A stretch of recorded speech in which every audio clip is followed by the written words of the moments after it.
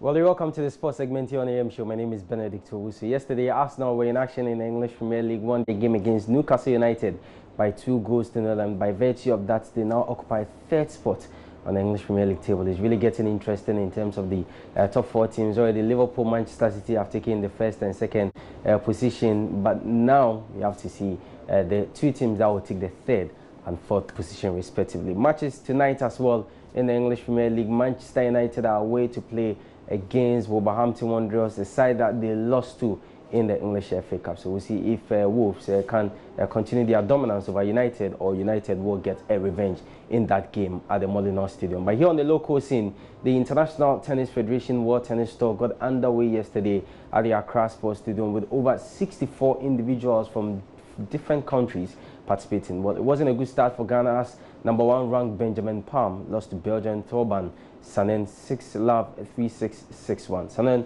who has been tipped to win the championship, says it was tough cracking down his opponent. I go on court and yeah, I had a lot of stress this morning when I wake up, but because it was a very difficult player where I play again, and yeah, I played the first set. It was 6-0 for me. It was a good set for me. And second set was 3-6 for Benjamin. He played very well. And third set it was a great fight. It was 6-4 for me. Yeah, it was a good fight today. Yeah. And of course, after winning Benjamin's game, I'm sure you'll be hoping to do a lot more in this championship. Yes, Benjamin is a good player. He's the #1 of Ghana. I have seen a lot of good players here, also from Europe and other. But for winning the championship, I think it's difficult. But maybe, yeah, it's possible. Yeah. All right. So in the women's division, Na Ayema Macaulay also lost to Charlotte Mosbeck 7-5, 6-3, and Swiss player Leah Mosiman, who won her match in a grand style, hopes to build on the win going into the subsequent matches.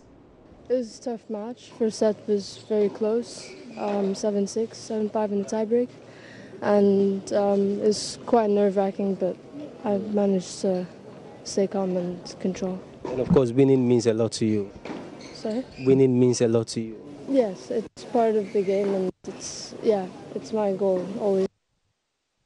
And how happy are you that you are advancing to the next stage of the championship?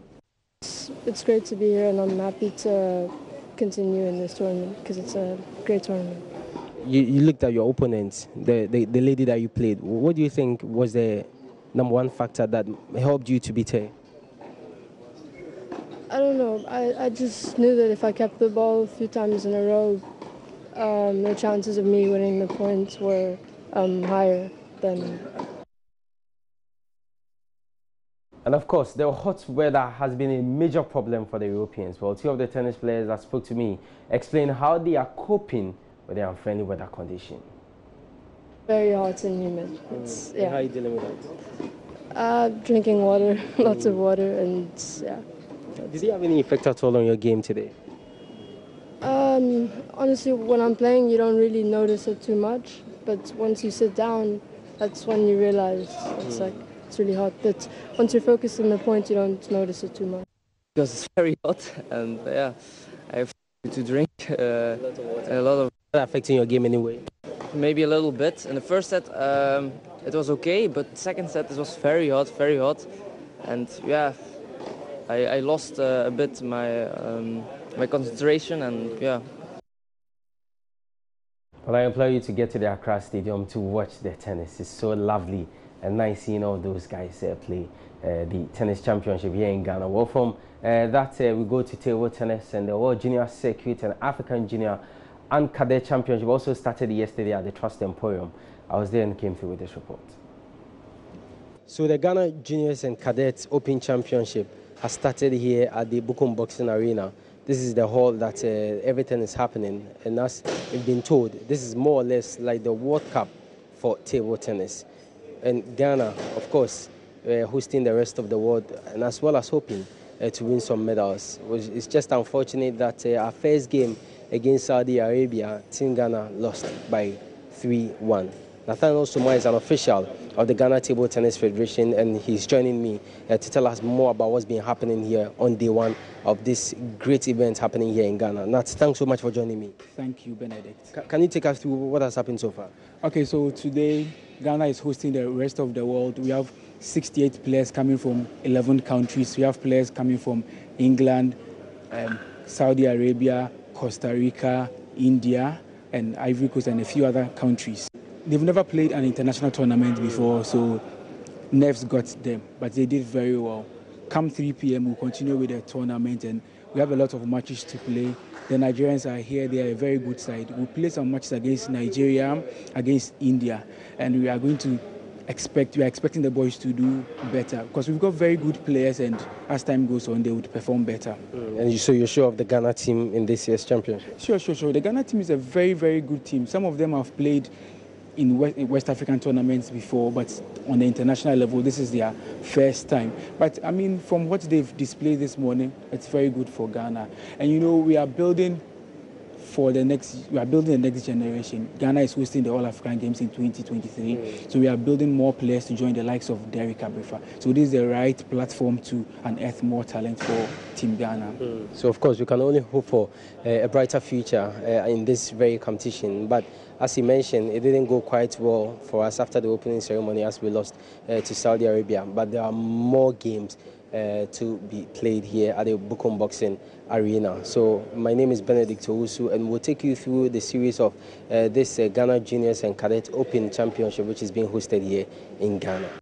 All right, so the table tennis will continue as well as the tennis. So the table tennis is at the Trust Emporium at the Bukom Boxing Arena, and the tennis is happening at the Accra Sports Stadium. Well, away from that, let's do some football. And you know, over the weekend was when the Normalization Committee special competition started. After 9 months of no football, domestic football is actually started here in the country. Well, Dr. Patrick Ofori is a member of the Special Normalization Committee put in place to oversee that very competition, and he has actually been speaking about the referees. He thinks that referees must decide before games.